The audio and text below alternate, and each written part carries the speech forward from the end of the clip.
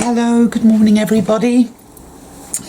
So I wanted to do a little tarot card reading for you all that popped up and that I did this morning because even though 2019, in my humble intuitive opinion, is going to be a year of manifesting our potential, at this moment in time I find strong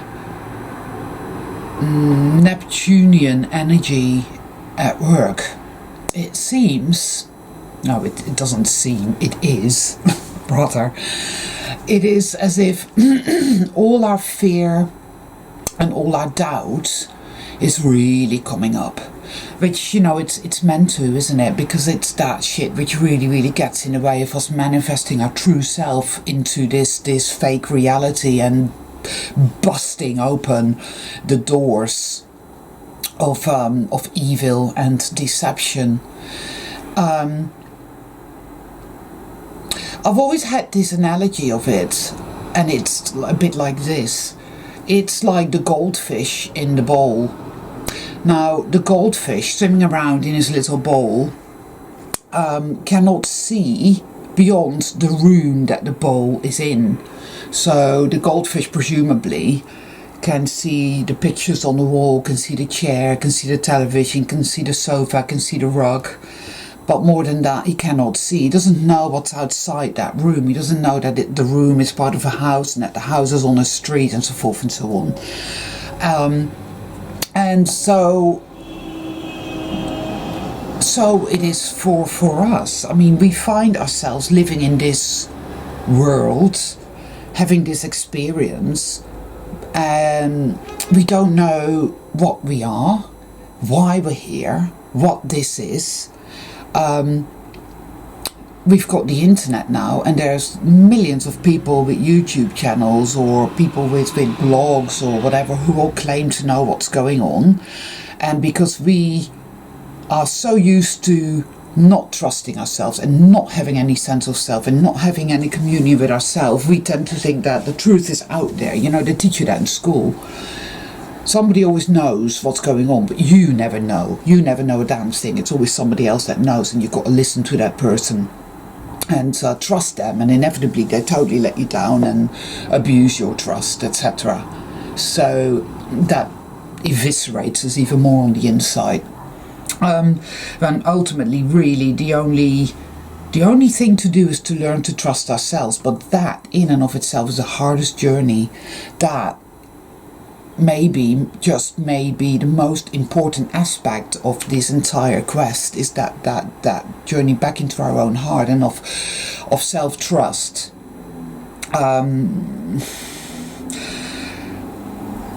Away from, away from hive mind experience where, we all do this and we all go here and we all believe this and we all see that, because that is not how it is.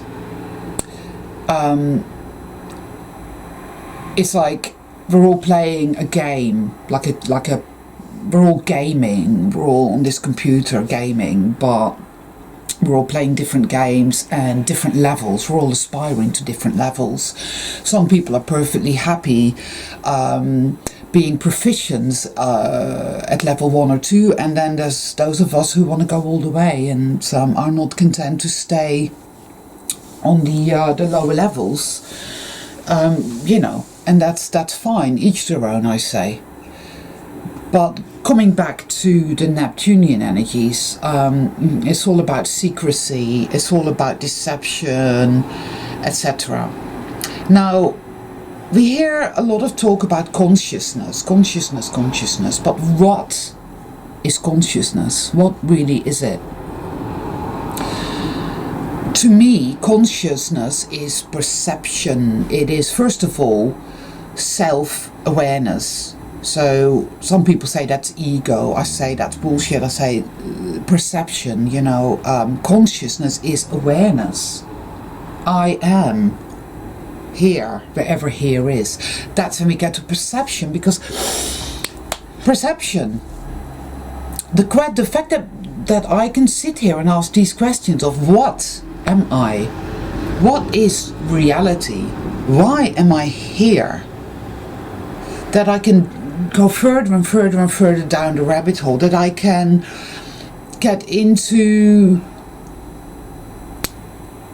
a level of consciousness where I am able to go beyond this world and see worlds that are so vastly different from this place that they don't actually make any sense and are quite, in fact, quite confusing, because the so-called laws of physics are completely different over there.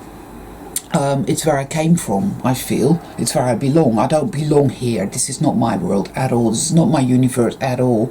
I came here from somewhere beyond all of this. And I think most of you listening to this are also from somewhere else beyond this place. You do not belong here.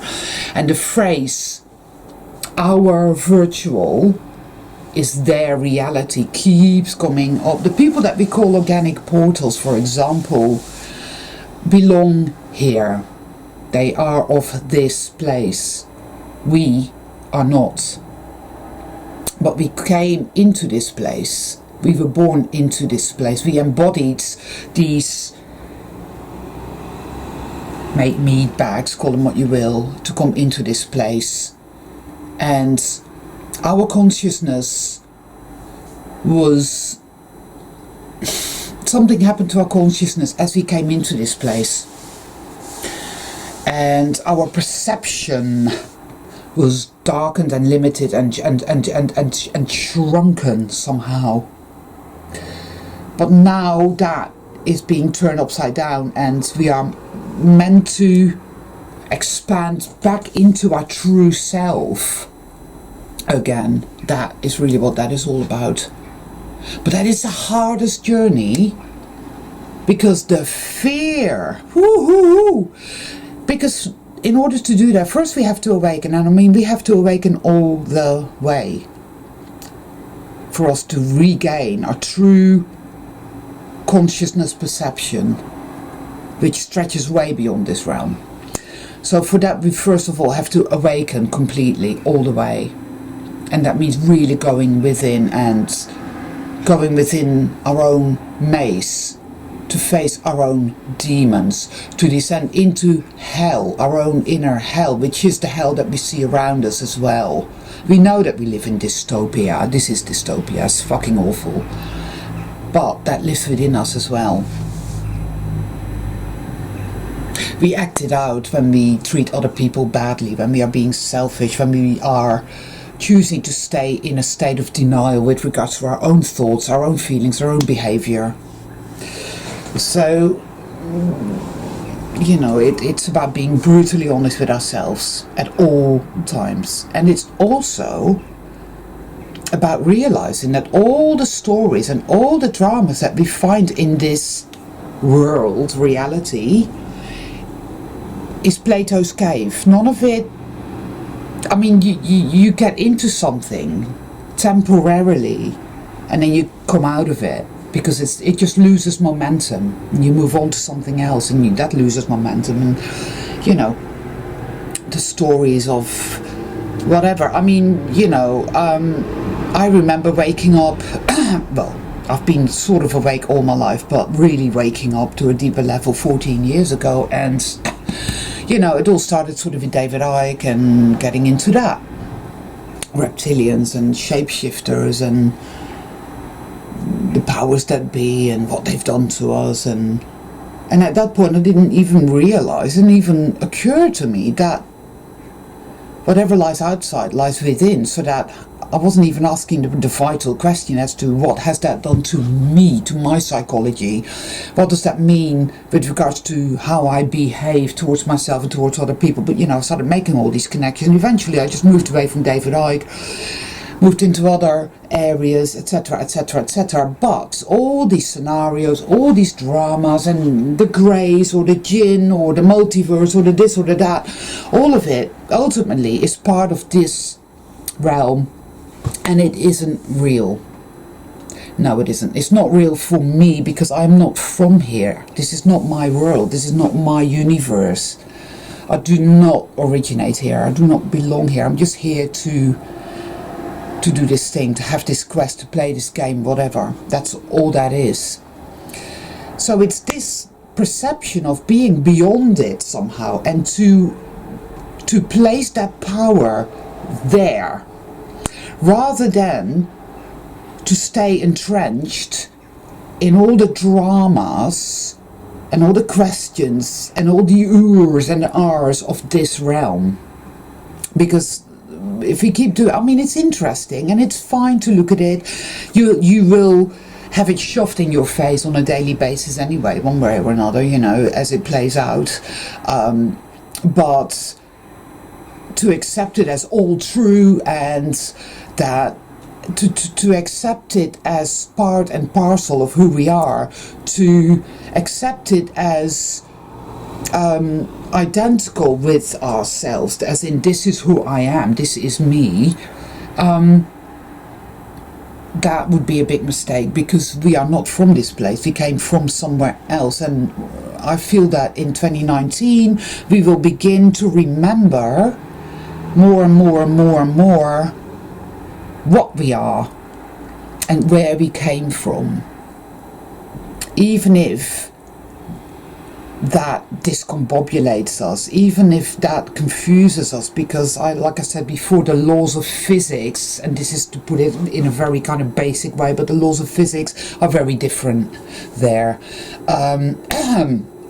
You know, so this realm is very, very basic and very stunted. It's ludicrous. The fact that we have to get from point A to point B, we have to walk there, cycle there, drive our car there, or take a plane there is in and of itself ludicrous, because where I came from, you're there, that's it. Where I come from, trees actually speak and move, or that they're awake and are alive, and they move and they flow, and everything moves and flows, and everything is crystalline and radiant, and there are colors there that don't exist here. In fact, the color spectrum in this reality is very, very limited, and very what's the words? Well, it's dull. It's very dull. It's very dull. It's very boring. And the more you wake up, the more boring you'll find this place to be. It's like, oh my God, I can't take it. It's like you're wearing clothes that are too tight, shoes that are too small. We're being squeezed into this vice, you know. And I think maybe that's why so many of us keep going back to the old kind of conspiracy theories and this, that and the other, because we're so bored. We don't know what to do with ourselves. I mean, it's agony existing here. It really truly is. And to me, that tells me that we're nearing the end of our quest, because it would simply just be pure evil, gaslighty torture for us to have to remain here ad nauseam. It doesn't make any sense. But that's again an aspect of Neptune, is where we have to go there. We have to look that in the face. We have to look in the face the belief that we're powerless batteries for evil, and that evil has created all of this and put us in here so that it can siphon off our energy, parasite off of us. There's you know, in Star Trek Voyager, there's an episode, I think it's in season 4 or 5, they come across these people called the Herogen. They're like warriors, intergalactic warriors, and then they're nomadic, and they move through space, and they like to fight, and they're pretty disgusting, actually. Horrible. Catherine Janeway gets B'Elanna Torres to create these holograms so that the Herogen can fight these holograms instead of continuing to attack the crew of Voyager. Anyway, these holographic people, basically, they sort of wake up and they realize that they're being used as, you know, as, well, you know, they're being used by these Herogen, and they decide they don't want to do that anymore. And vaccine thing, that thing keeps playing out in my head as if, oh, well, that's what's really going on. You're just holographic. You're not real. You don't really have a soul, etc., etc. And I sense that because I speak to people, I get this, is people have this sense that, oh, evil always wins, and we're just nothing, and this isn't going anywhere. And that's a palpable sense, because yes, we have been through so much and for so long. And for years now, we've awoken deeper and deeper and deeper and deeper. We've seen more and more and more. Our perception has expanded wider and higher all the time. Yet, we're still stuck in the grind. We're still stuck in the dirt. We're still stuck in the paradigm where the forces of darkness always get it their way. Well, I mean, good things do happen, but in the general way of things, it's not looking good. So that's very Neptune. It's all about truth, and it's about what is the truth, what is the truth, what is the truth, and what are we, what am I, and what is this world, why am I here, and where is this going? So where this is going, I feel, is the sun. It's the ultimate journey. It's the hero's journey. It's the Holy Grail. The Holy Grail lies within us. We are beings of great power, beings of great radiance. We are Q. We are omnipotent beings. We are gods who have chosen to come here and forget all of that and experience extreme limitation, extreme darkness, extreme powerlessness. Because if you stop a minute and think about what personal, energetic qualities we have gained from this experience here, we could honestly say that true humility, compassion, love, discernment, patience, integrity, courage, endurance, stamina, all kinds. I mean, we have gained a great deal. We have gained a great deal. And you could say, well, but if we were omnipotent, then why would we have to do that at all? Well, because if you take a being that is omnipotent, a being that is a god, then it almost feels as if something is lacking.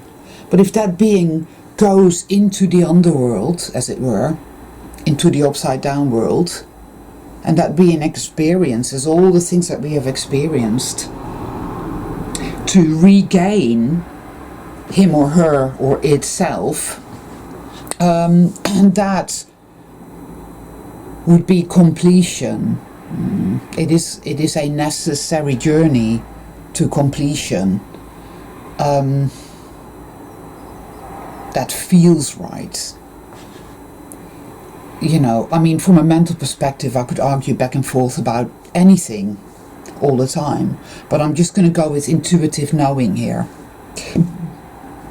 So that is why perhaps we came here.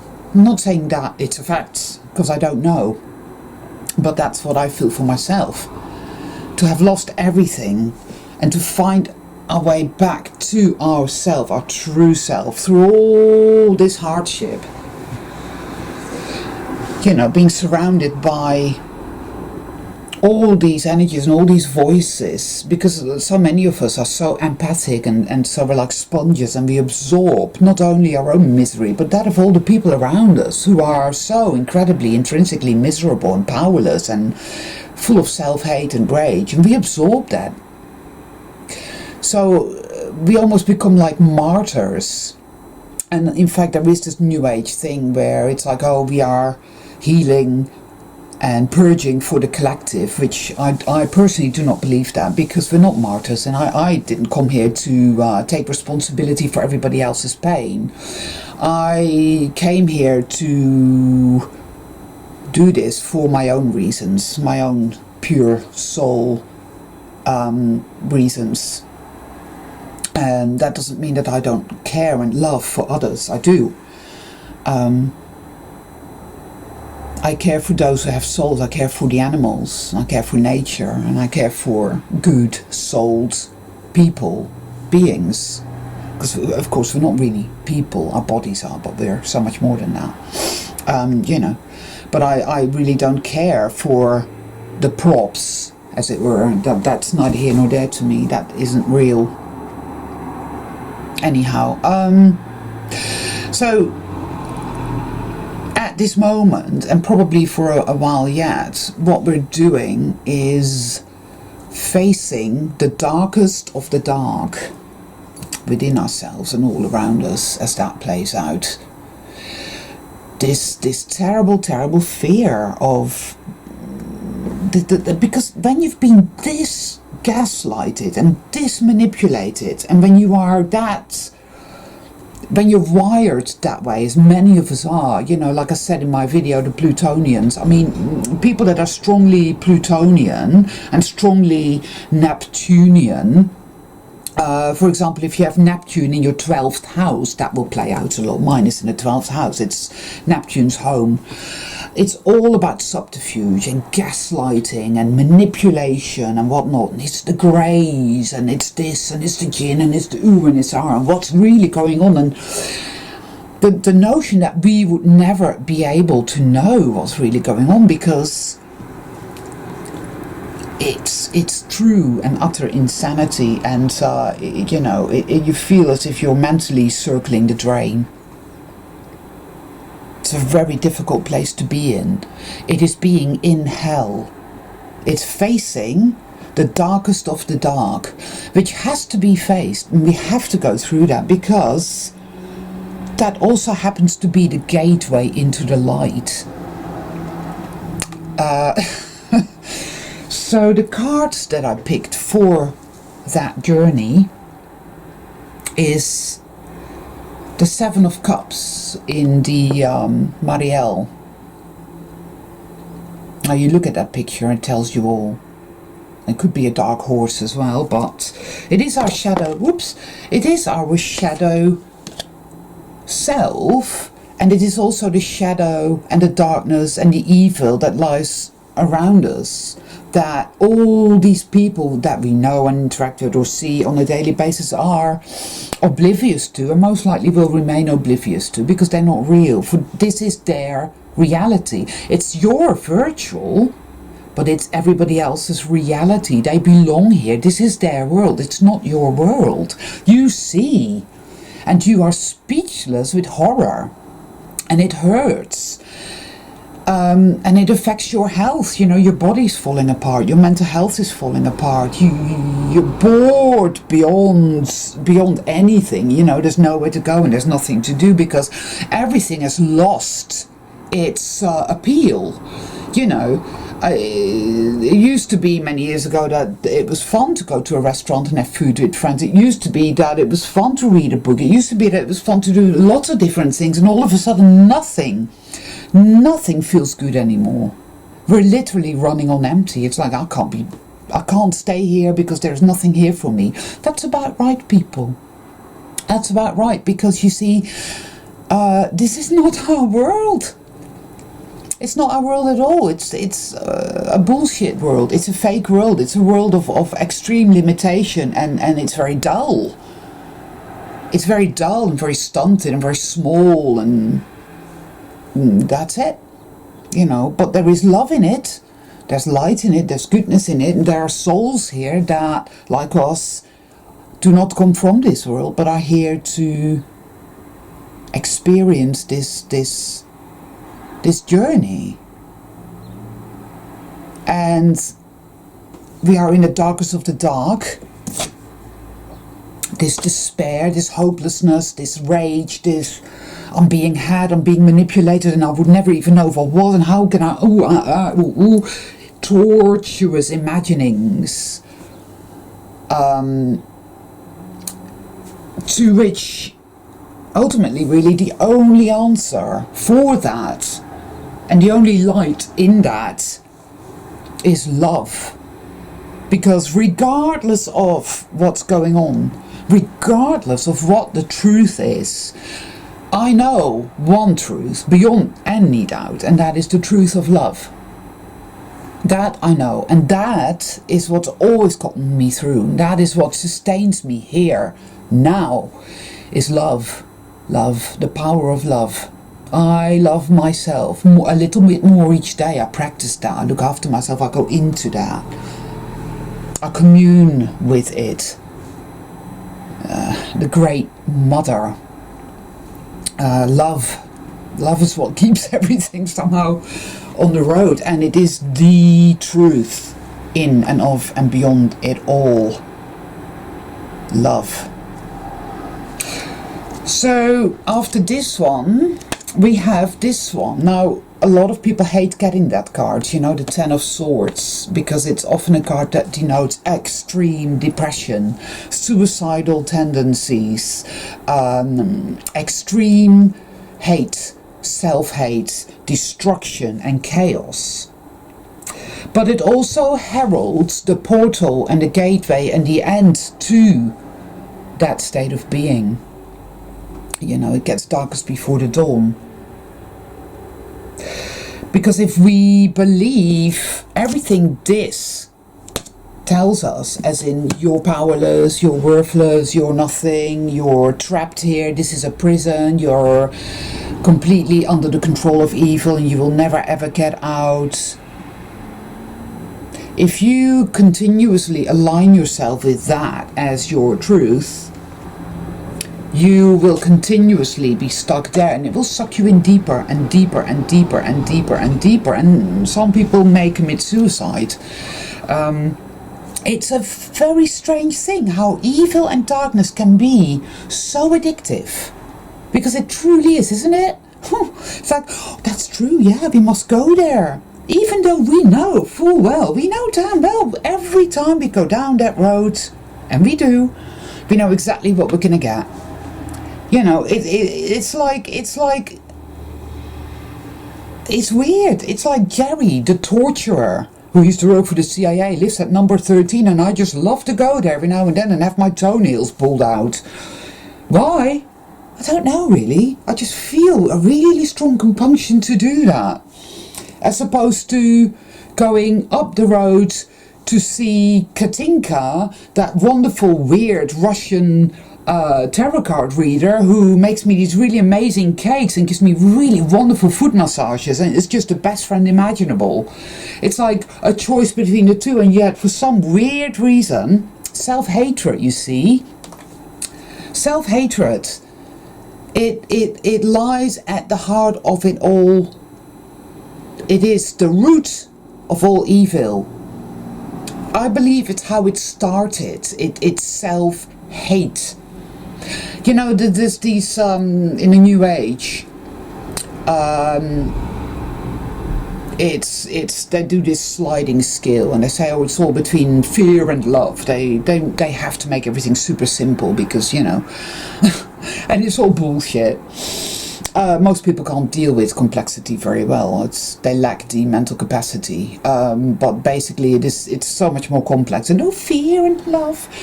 Self-hate is the fuel, the oil, the black goo, the black oil, the self-hate, because only people that absolutely despise and hate themselves can do what evil does on a daily basis. You know, these Illuminati, the cabal, or the creatures that populate this reality, you know, the greys, the reptilians, the jinn, who knows, the man in black.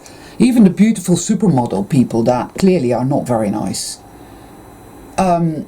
These beings, these Nordic type beings, these men in black, these greys, they're all saturated with hatred. With a vicious, thick, hate. And it's what spurs them on to do the things they do. And we are infected with this self-hate as well.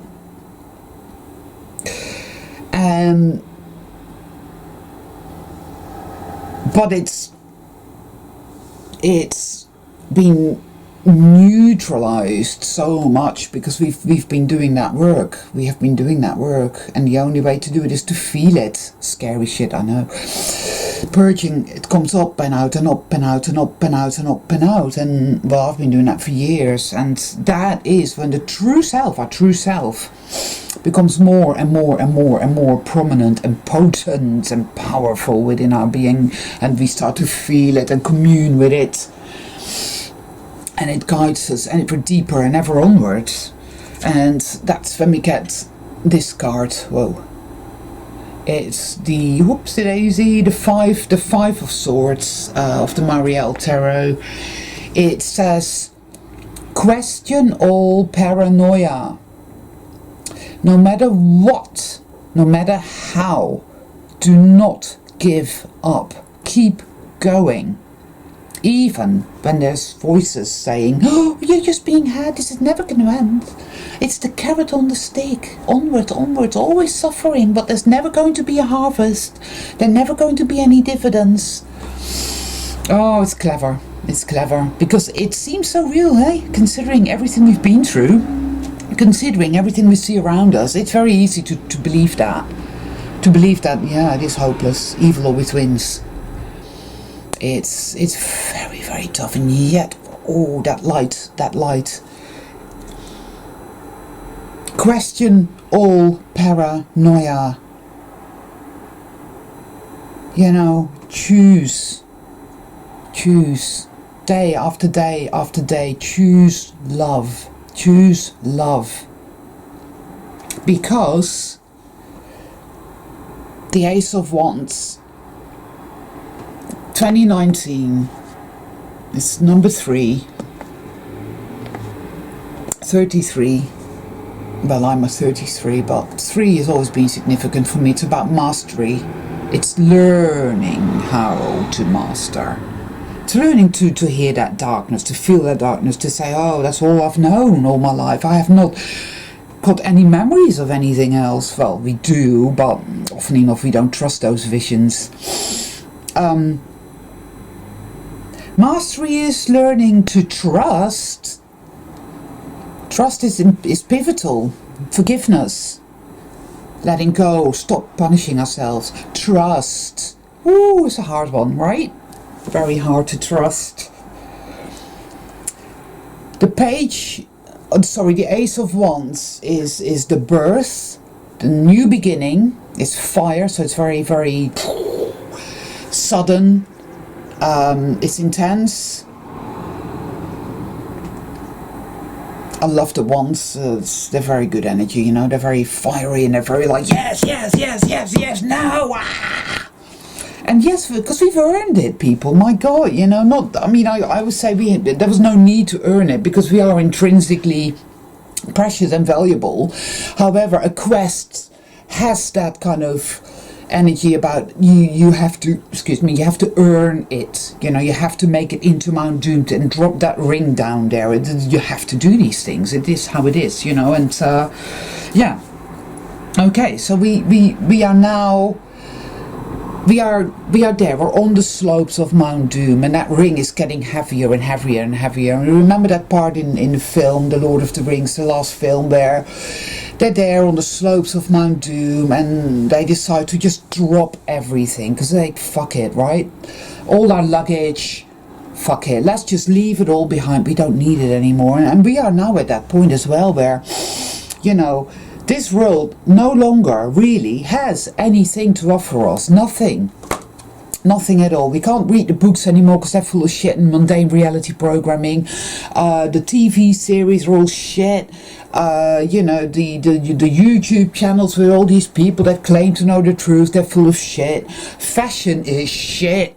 Fucking polka dots and floral themes are shit. Art is shit. There's nothing left here for us. Nothing at all. Even food is no longer flavoursome. Everything is just boring and grey and dull. This is really because our true self is more present now, and our true self knows that this isn't real, and it's like, this isn't real. We want to go home. So you said, well, hold on a minute, I thought we were supposed to achieve reset, but you see, that is it. Home is here. It's as if we've been wearing a helmet with a visor. Ouch. Oh, bloody hell. That is a case in point, isn't it? It's like, you know, our perception. And then all of a sudden it's like, and we open our eyes and it's, hey, we're home. Because of course none of this is real. So here we have the Ten of Wands, which in the conventional tarot means feeling overwhelmed. I say the Ten of Wands in this reading denotes a feeling of, wow, no fucking way, people, this is crazy, no, this can't be real, this can't be true. As in, our perception is going to change, things are going to happen within us and around us, already are. Lots of high strangeness and weird shit everywhere. This reality is disintegrating, or could it be that our perception is beginning to start functioning? Our consciousness is beginning to shake off the shackles. So of course this world is going to disintegrate. Reset is happening already. So the Ten of Wands is that feeling you get where, you know, it's like, yes, you're excited because you sense something is happening, but you can't really be quite sure. And it's like, oh, wow, and it's very intense. It's a feeling of intensity, and shit is happening. The shift is hitting the fan. That's what's going to be happening more and more and more and more. Strength. Well, that speaks for itself. We are very strong because we have been through so fucking much. It's beyond words. And it's made us incredibly strong. We're so strong, it's beyond strength.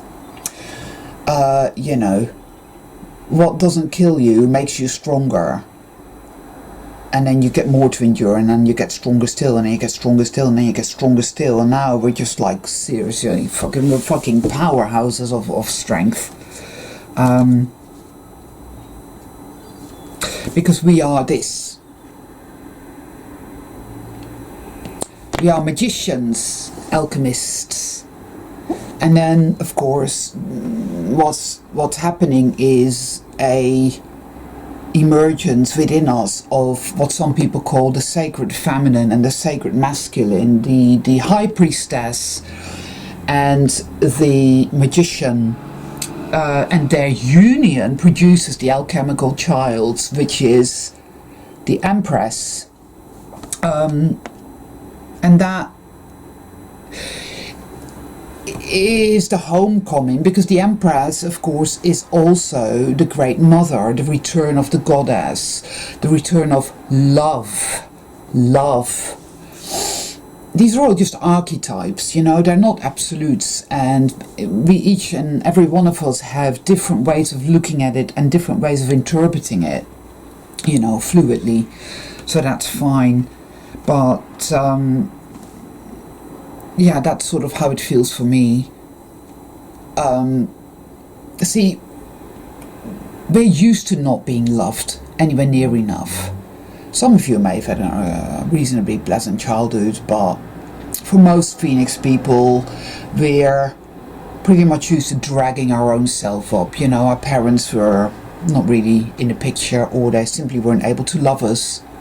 And some of us have had parents who were malevolent, like me, you know, and it's amazing how, this is what I mean, you see, here we are alive, and in many ways we are doing really quite well. Maybe not materially, and we're told, aren't we, we're told so much by this world that that's what matters. You know, your value is measured by how much money you own, etc. But of course that's all bullshit. our true value is inherent in us, and our true value is what's enabled us to synthesize such compassion and wisdom and power and courage and integrity and tenacity and vision and imagination to not only survive but thrive and rise up from within us. That is Phoenix energy, you see, in the fire and all of that. So the return of love. So yes, love. Love. What is love, and what does it mean? How does it act? How does it manifest? Well, it manifests by an absence of condemnation. It manifests by appreciation of the little things. It manifests every time you pick up a slug and put it somewhere safe. It manifests every time you put your arm around somebody in despair and give them some love. It manifests in your heart. It manifests in your perception of all things. You go from, yes, we know this world is stunted. We see the suffering. We know that a lot of people aren't sold, etc., etc., etc. But you see, love says, you know what, does that really matter? How can we be, for now, still in this world, knowing all of that and seeing all of that, and yet have all that compassion, have this open heart to say, well, you know what, I don't actually know the truth as yet, so I will stay open, because maybe more info is coming, maybe my perception will morph into something else and I will understand more, and for now, I'm going to do the best I can. For now, I'm going to love and cherish myself, and I'm going to love and cherish other people, because I can see that they're finding it very hard. I can see that what annoys me about other people is often what annoys me about myself. I can see myself reflected.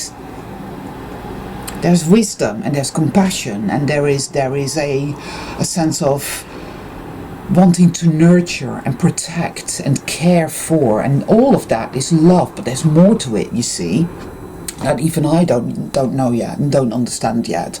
There is a deepening now of love, you see, because that is the energy that is returning here, coming through us. We are the portals, not organic, but for love. We are the conduits, the emissaries, as it were. So start immersing yourself in that, wondering about that, feeling it, asking questions. What is love? What does it mean for me? What is it within me, around me? That sort of shit, you know. Immerse yourself in the waters of love. Justice. So justice is about harmony and equilibrium and reconciliation of dark and light,